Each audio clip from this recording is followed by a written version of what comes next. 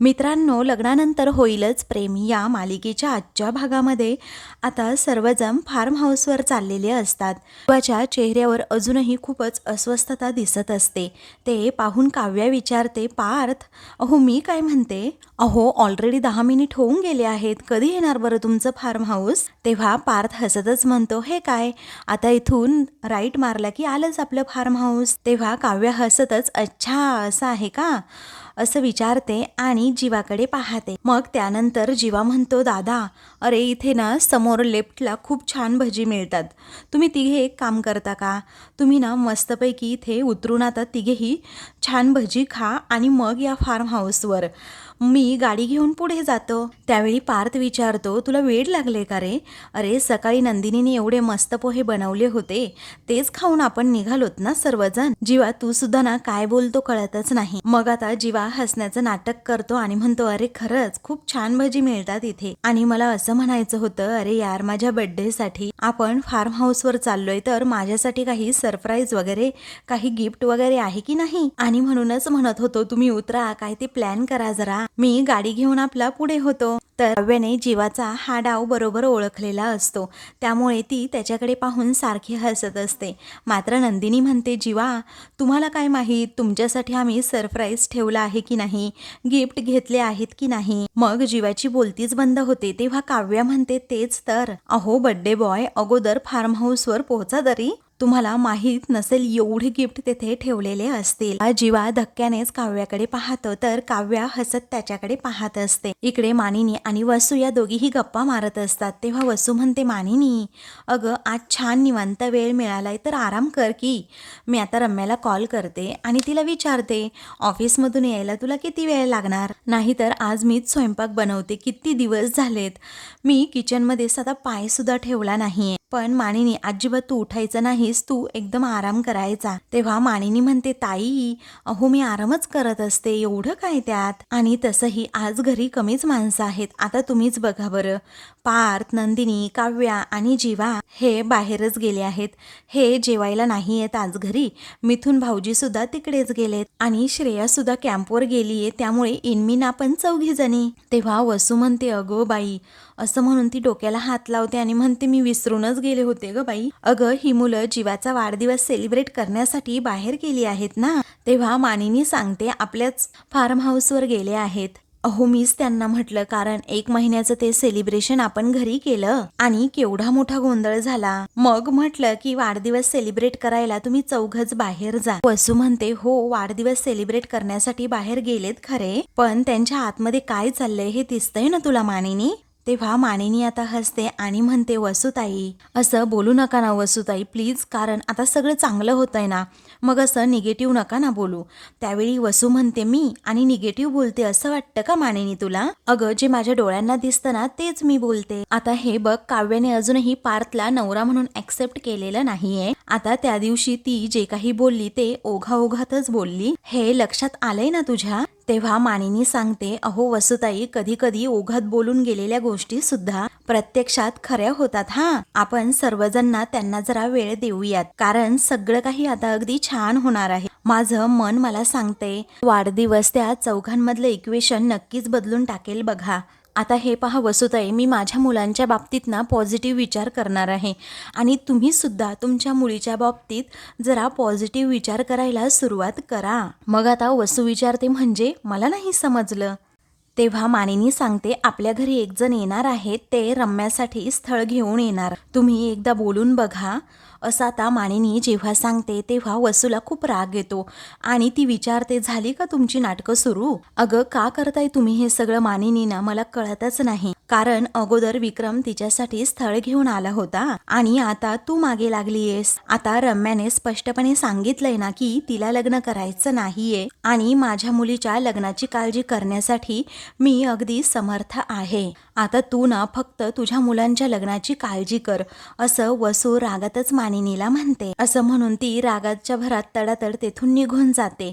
मग त्यावेळी मानिनी हसते आणि म्हणते की मी तेच करतेय वसुताई, अहो मी तर माझ्या माझ्याच मुलांच्या लग्नाची काळजी करतीये. दुसरीकडे जीवा आता नवनवीन बहाणे काढत असतो, नवनवीन कारणं काढत तो पार्थला म्हणत असतो तुम्ही इथे उतरा. आणि मग नंतर सुद्धा म्हणतो एक काम करा जरा, हे पहा गाडीमध्ये पेट्रोलसुद्धा लागेल भरपूर आपल्याला, त्यामुळे तुम्ही तिघे इथेच उतरा आणि मी जरा पेट्रोल भरून येतो. तेव्हा पार्थ विचारतो वेळ लागले का जीवा तुला पेट्रोल, आणि कशाला ते उगीच पेट्रोल भरायचं. मग आता जीवा म्हणतो अरे कशाला काय कशाला, अरे इतका छान पाऊस पडतोय, आपण दिवसभर काय फार्म हाऊसवरच फिरणार आहोत का, आपण जरा फिरू ना वगैरे बाहेर कुठेतरी, पेट्रोल लागेलच ना त्यासाठी. त्यावेळी पार्थ म्हणतो अरे वा, लग्न झाल्यापासून तू तर खूपच फार जबाबदार झालास रे. पण सांगू तुला जीवा, मी तुझा ना मोठा भाऊ आहे. अरे सकाळीच मी टाकी भरून फुल पेट्रोल भरून आलोय, त्यामुळे डोंट वरी. तर जीवाचा हा दुसरा प्लॅन देखील आता फसतो. मग जीवाच्या मनाची होणारी घालमेल ही आता काव्याला पाहवत नाही, पण तरीही ती त्याच्याकडे पाहून गालात हसत असते. आता काही मिनिटातच सर्वजण फार्म हाऊसवर येऊन पोहोचतात. तर जीवा गाडी थांबवण्या अगोदरच आपल्या गाडीच्या बाजूचं दार उघडतो आणि धावतच फार्म हाऊसकडे जातो. तर काव्यसुद्धा त्याच्या पाठोपाठ आता उतरते आणि कुणाला काही समजतच नाही नक्की जीवाला झालं काय, कारण जीवा हा खूपच पळत पळत आतमध्ये गेलेला असतो. तेव्हा पार्थ आणि नंदिनी हे दोघेही धक्क्यानेच एकमेकांकडे पाहतात आणि एकमेकांनाच विचारतात काय झालं असेल यांना, कारण हे एवढे धावत आतमध्ये गेले. तेव्हा पार्थ म्हणतो मलाही नाही माहीत नक्की काय झालं याला. तेव्हा काव्या म्हणते कळेल कळेल. तेव्हा अजूनच पार्थ संशयित नजरेने तिच्याकडे पाहू लागतो. मग काव्या आपला टोन बदलते आणि म्हणते हो कळेल ना आपल्याला, आपण जेव्हा आतमध्ये जाऊ तेव्हा आपल्याला समजेलच की जीवा एवढे धावत धावत का आतमध्ये गेले. मग ते दोघेही जरा रिलॅक्स होतात आणि काव्याबरोबर आतमध्ये जायला निघतात. इकडे जीवा अगदी धावत धावतच आपल्या रूमजवळ आलेला असतो. मिथून दरवाजाच्या बाहेरच उभा असतो. मग काका काका असं तो आता घाबरतच म्हणतो. मग मिथून आता रागातच त्याचा हात पकडतो आणि त्याला आतमध्ये घेऊन जातो. तर काव्यसुद्धा आता जीवाच्या पाठोपाठ तिथे आलेली असते आणि तिच्या पाठीमागे पार्थ आणि त्या पाठीमागे नंदिनी असे ते तिघेही जीवाच्या रूमकडे आता येत असतात. काव्या येता येताच विचार करत असते आता खोलीत गेल्यानंतर ना सगळ्यांना सगळं काही कळेल. मग आता सगळ्यांच्याच मनात थोडीफार भीती असतेच. दुसरीकडे आता मानिनी ही गुरुजींना घरी बोलवते. तेव्हा ती सरला मावशींबद्दल विचारते. मग आता सरला मावशींच्या मानदुखीचं झालं काय असं जेव्हा ती विचारते ना, तेव्हा ते सांगू लागतात काही नाही, मी तिला सांगितलंय की थोड्याच दिवसात तुझं हे दुखणं बरं होईल आणि आता त्याचा गूढ अर्थ तिला कळेल तेव्हा कळेल. त्यावेळी आता मानिनी म्हणते अरे देवा, आता माझ्या माहितीनुसार तुमचं भाकीत तर कधीच चुकत नाही गुरुजी. तेवढ्यातच वसू आता तेथे येते आणि विचारते तुम्ही. मग गुरुजी वसुंधराताई नमस्कार असं म्हणून ते वसूला नमस्कार करतात. तेव्हा वसू सुद्धा हसतच त्यांचं अगदी स्वागत करते आणि तुम्ही साठे गुरुजी ना मानिनीच्या माहेरचे असं ती विचारते. तेव्हा ते हो असं म्हणून कशा आहात तुम्ही असं विचारतात. त्यावेळी वसू म्हणते मी अगदी ठीक ठणठणीत आहे. मग आता वसू तेथे बसते आणि म्हणते गुरुजी आता तुम्ही आला आहात ना, तर माझ्या डायबिटीसचं सांगा बरं.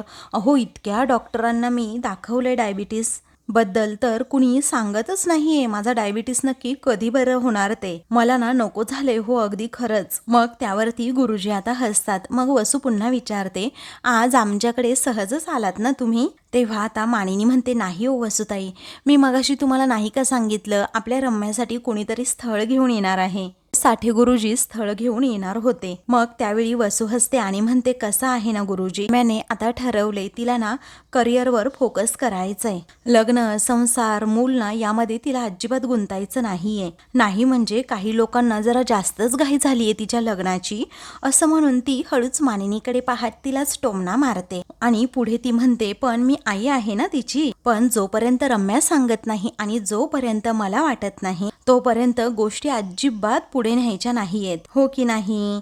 त्यावेळी मानिनी हसते आणि म्हणते वसुताई तुम्ही एकदा तरी पाहना फक्त.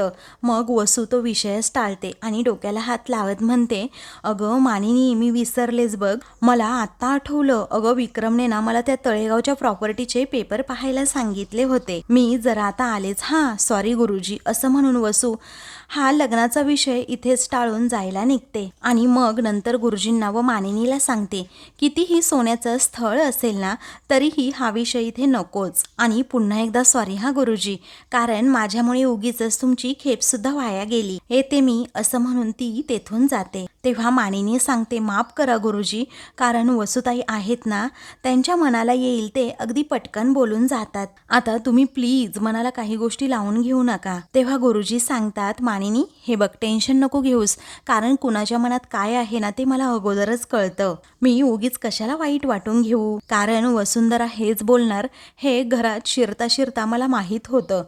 तेव्हा मानिनी विचारते, म्हणजे तुम्हाला अगोदरच माहीत होतं की तुमची फेरी वाया जाणार? तेव्हा गुरुजी आता म्हणतात, खरंच माझी फेरी काही वाया गेली का? कारण तू फक्त रम्याला स्थळ पाहण्यासाठी इथे मला बोलवलं नाहीच आहे, आणि हे मला माहीत आहे असं म्हणून ते तिच्या मनातील आता गुंता ओळखतात. असं म्हणून ते विचारतात, मानिनी अगं किती वर्ष ओळखतेस तू मला? मी ना बाळा फक्त पत्रिका वाचत नाही तर चेहरे सुद्धा वाचतो. आता तू विचारू शकतेस मनात काय आहे ना ते मला तू विचारू शकते. तेव्हा मानिनी आढेवेढे घेते. गुरुजी म्हणतात, बाळा सरळ विचार. तेव्हा मानिनीच्या मनात असतं की पार्थ आणि जीवाबद्दल मला सगळं विचारून घ्यायचंय, आणि ती तसं गुरुजींना सुद्धा बोलून दाखवते. मग एकदा तुम्ही त्यांची पत्रिका पाहताय का असं ती विचारते. गुरुजी म्हणतात, ती पुस्तकामध्ये काढून ठेवली आहे तीच का पत्रिका? दे बरं मी बघतो असं म्हणून ते तिला पत्रिका दाखवायला सांगतात. त्यानंतर गुरुजी आता पत्रिका पाहत असतात आणि मानिनीकडे पाहून हसत विचारतात, काय ग, मीच बनवल्या आहेत ना या पत्रिका? त्यावेळी मानिनी आता विचारते, पार्थ आणि माझ्या जीवाच्या आयुष्यात सगळं काही ठीक होईल ना गुरुजी? तेव्हा गुरुजी पत्रिका पाहून म्हणतात, कठीण आहे. मानिनीला आता धक्काच बसतो आणि ती काळजीत पडते आणि विचारते, पार्थचं कठीण आहे की माझ्या जीवाचं? मग गुरुजी तिच्याकडे पाहतच राहतात. इकडे सर्वजण जीवाच्या रूममध्ये फायनली आलेले असतात, पण जीवाची रूम अगदी टापटीप आणि व्यवस्थित असते. तेव्हा ते पाहून जीवाला तर शॉकच बसतो. मग आता काव्याच्या पायाखालची जमीनच सरकते, कारण एवढे इथे गिफ्ट्स होते, माझ्या आणि जीवाच्या प्रेमाच्या सर्व आठवणी होत्या, आणि एका क्षणात या गायबच झाल्या कशा, असं काव्याला आता वाटत असतं. आणि ती जीवाकडे खूप म्हणजे खूप रागात पाहत असते. तर जीवा हा मिथुन काकांकडे पाहतो. जीवाला आता विश्वासच बसत नाही की ही रूम एवढी स्वच्छ कशी, आणि इथलं सर्व सामान गेलं तरी कुठे. मग तो आता प्रत्येक कोपरा चेक करत असतो. तर काव्यसुद्धा, त्याला अगदी भीती वाटलेली असते, पण आता कुणाला कसं विचारावं हे त्यालाच कळत नाही. तेव्हा आता पार्थ विचारतो, जीवा तू एवढा पळत पळत आला आणि शोधतो काय रे तू रूममध्ये? तेव्हा मिथुन आता जीवाकडे पाहतच राहतो. तेव्हा काव्याला पण आता जरा मोठा धक्काच बसलेला असतो की हे अचानक झालं तरी कसं काय.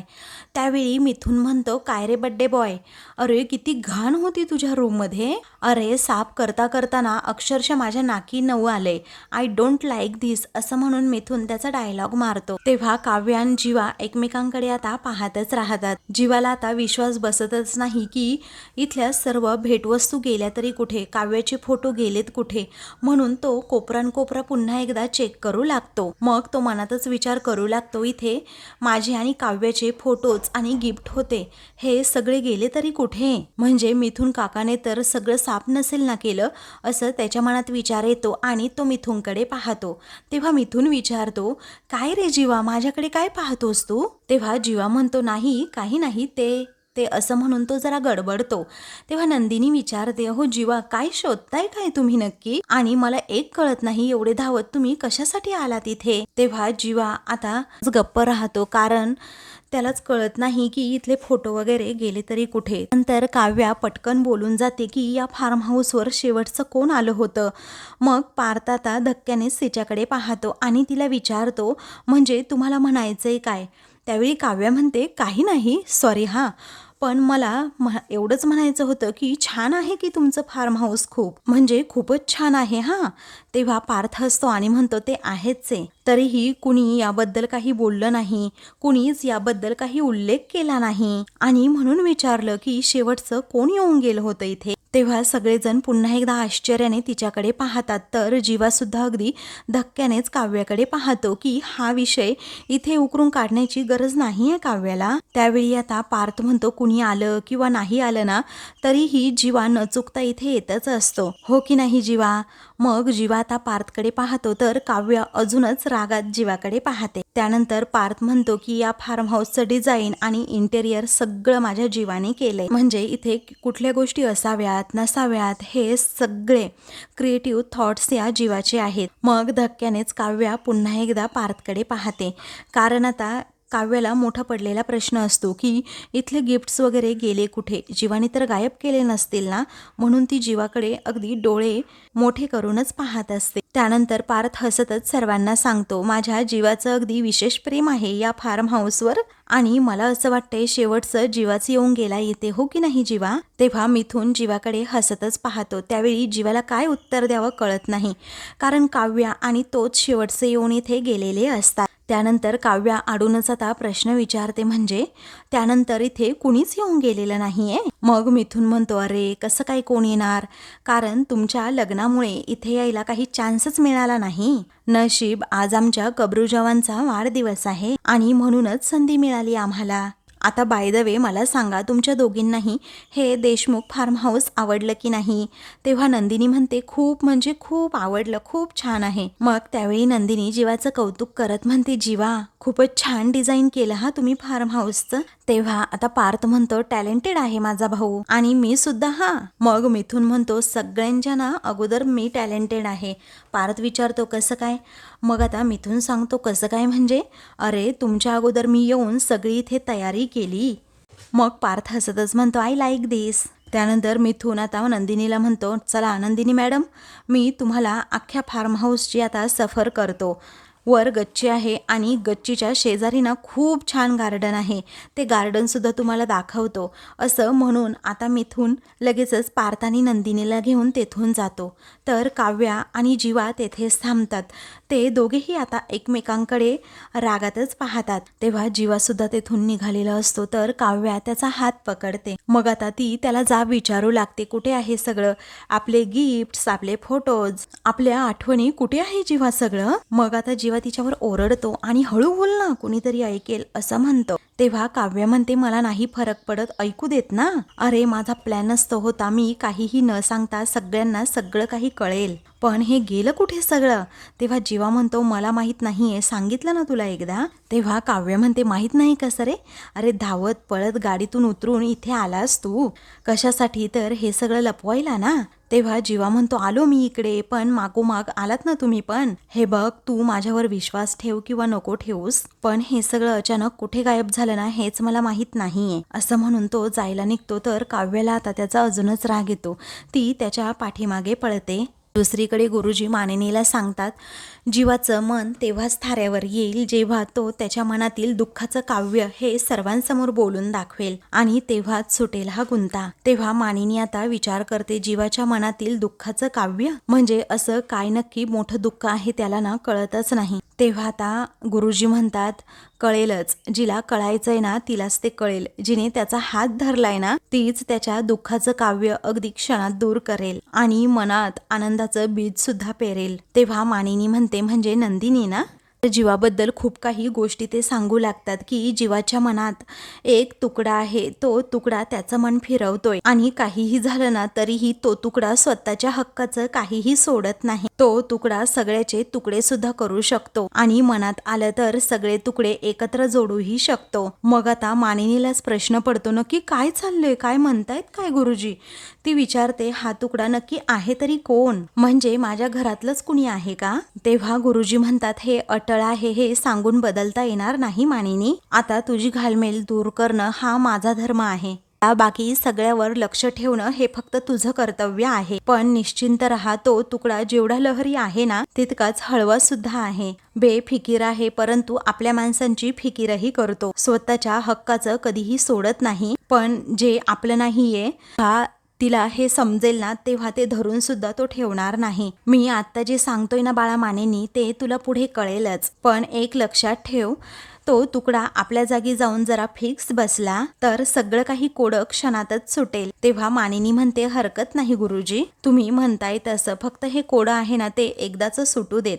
पार्थचं तसं सगळं ठीकच आहे, परंतु जीवा, असं म्हणून जीवाच्या काळजीने त्यांचा जीव आता कासावीस होतो. मग मानिनी न राहून विचारतेच, पण जीवाचं काय? तेव्हा पुढचे काही दिवस त्याला आगीपासून दूर राहायला सांग असं गुरुजी म्हणतात. आता येतो मी, असं म्हणून गुरुजी मानिनीचा निरोप घेऊन तेथून जायला निघतात. तेव्हा मानिनी विचारते, जीवाला आगीपासून दूर राहायला सांगू म्हणजे याचा अर्थ काय आहे गुरुजी? तेव्हा अर्थ शोधणं हे तुझं कर्तव्य आहे असं गुरुजी सांगतात. आता फक्त सावध करणं हा माझा धर्म आहे. तेव्हा मानिनी घाबरते आणि म्हणते, गुरुजी गुरुजी प्लीज असं मोघम काही बोलू नका ना, मला स्पष्ट काय ते सांगा ना प्लीज. हे पहा जीवा तुमच्या अंगाखांद्यावर खेळलेला आहे, त्याच्या जीवाला जर का धोका असेल तर एक आई म्हणून मला माहीत असायला नको का? त्यामुळे गुरुजी आपले खूप जुने संबंध आहे, तुम्ही मला सांगू शकताय नक्की माझ्या जीवाच्या आयुष्यात असं काय घडणार, नक्की आगीचं आणि जीवाचं काय? तेव्हा गुरुजी तिला शांत राहायला सांगतात आणि आपले जुने संबंध आहे यामुळे तुला नक्कीच माहित आहे की मी फक्त संकेत देतो, मी संकटाची दिशा कधीही बदलत नाही. मी मगाशी सांगितलं ना तेच, कारण जे अटळ आहे ना ते असं सांगून बदलता येणार नाही, जे व्हायचं आहे ना ते होणार म्हणजे होणारच. आता येतो मी, असं म्हणून ते जायला निघतात. तेव्हा मानिनी खूप घाबरते, नक्की माझ्या जीवाच्या आयुष्यात असं कोणतं संकट येणार. इकडे जीवा प्रत्येक रूम आणि रूम चेक करत असतो की त्या रूममध्ये कुठे माझे आणि काव्याचे फोटोज तर नाही ना, त्याला कोणत्याच रूममध्ये ते फोटोज दिसत नाही. तेव्हा नाटकं करू नकोस हा जीवा, असं म्हणून काव्या त्याच्या पाठोपाठ येते आणि त्याला विचारत असते, कुठे आहेत फोटोज ते सांग. तेव्हा तो म्हणतो, जरा शांत राहा ना. मग आता तो अगदी घाईत असते, फोटो सर्व शोधू लागतो पण त्याला ते सापडतच नाही. प्रत्येकाच्या बेडरूममध्ये चेक केल्यानंतर जेव्हा त्याला सापडत नाही ना तेव्हा तो डोक्याला हात लावतो. मग आता काव्या म्हणते, जीवा अरे सांग की, बोल की. मग आता ती म्हणते, जीवा काय चाललंय तुझं, तू ऐकत का नाहीयेस, बोलत का नाहीयेस? अरे मी ह्या सगळ्या गोष्टी सर्वांना दाखवणार म्हणून स्वतःच तू गायब केल्यात ना, पण कशा केल्या ते सांग बरं मला. मला माहित आहे मिथून काका इथे येण्या अगोदर तू कुणाला तरी इथे पाठवलं, या सगळ्या गोष्टी लपवून ठेवायला लावल्यात, आता खरं काय ते सांग असं ती रागातच विचारते. तेव्हा जीवा रागातच विचारतो, तू डोक्यावर पडलीयस का? हे सगळं मी लपवलं असतं तर आता शोधत बसलो असतो का? मग आता काव्या म्हणते, हे सगळं ना तू मला फक्त दाखवायला करतोस जीवा, अरे आता खरं काय ते सांग, बोल ना, घे माझी शपथ. तेव्हा तो रागाच्या भरात तिची शपथ घेऊन सांगतो, अगं बाई मलाच माहित नाही ते फोटोज वगैरे गेले आहेत कुठे. मग काव्य ही आश्चर्याने जीवाकडे पाहते. तर आता मित्रांनो पुढील भागामध्ये काव्या म्हणते, जीवा तूच आपल्या प्रेमाचे पुरावे नष्ट केलेस ना, पण मी आपल्यातलं प्रेम सगळ्यांना सांगणार म्हणजे सांगणारच. मग जीवा रागाच्या भरात म्हणतो, तुला सांगायचंय ना, तू कितीही ओरडलीस ना तरीही आपल्यातलं हे प्रेम मी कधीही मान्य करणार नाही. तेव्हा काव्या आता चुटकी वाजवते, जीवा तुला काय करायचं ना ते करच आता तू, आणि मला जे करायचंय ते मी करेनच. दुसरीकडे आता पार्थ विचारतो, काय कसं वाटलं आपलं फार्म हाऊस, जरा कौतुक करा की. काव्या म्हणते, हो सांगते की सांगते, पण त्या अगोदर तुम्हा सर्वांना मला अजून महत्वाचं काहीतरी सांगायचंय, ते सांगू का? तेव्हा नंदिनी विचारते, नेमकं काय सांगायचंय काव्या तुला? तेव्हा काव्या ही आता जीवाकडे पाहते तर सर्वजण आता त्या दोघांकडे पाहतच राहतात. अशाच मालिकेंची पुढील भाग पाहण्यासाठी चॅनलला सबस्क्राईब करा.